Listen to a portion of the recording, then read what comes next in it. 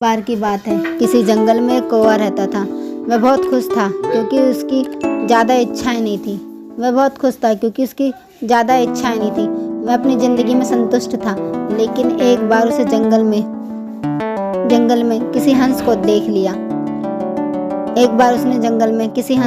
लिया। और देख के सोचने लगा, ये प्राणी कितना सुंदर है। ऐसे प्राणी तो मैंने कभी पहले नहीं देखा है, इतना साफ और सफ़ेद। यह तो इस जंगल में औरों से बहुत ज़्यादा सुंदर है, इसलिए वह बहुत खुश रहता होगा। कौवा हंस के पास गया और पूछा, भाई तुम इतने सुंदर हो इसलिए तुम बहुत खुश होगे। इस पर हंस ने जवाब दिया, हाँ मैं पहले बहुत खुश रहता था जब तक मैंने तोते को नहीं देखा था।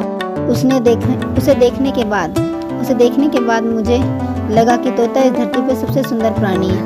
हम दोनों का शरीर एक ही रंग का है, लेकिन तोते के शरीर पर दो रंग हैं। उसके गले का रंग लाल है और सुर्ख हरा है। उसके पंखों का रंग वो दो रंगों में है। अब कौवा ने सोचा, हंस तो तोते को सुंदर बता रहा है, फिर तो उसे देखना होगा। कौवा तोते के पास गया और पूछा, भाई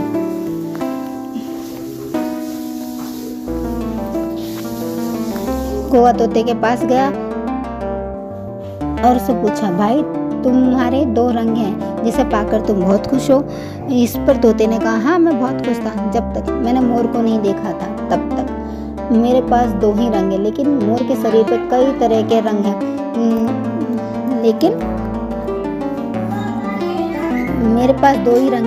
लेकिन मोर के पास उसके शरीर पर कई तरह के रंग हैं। अब कौवे ने सोचा, सबसे ज़्यादा खुश कौन है, ये तो मैं पता करके ही रहूँगा। इसलिए अब मैं मोर को ढूंढने निकल गया।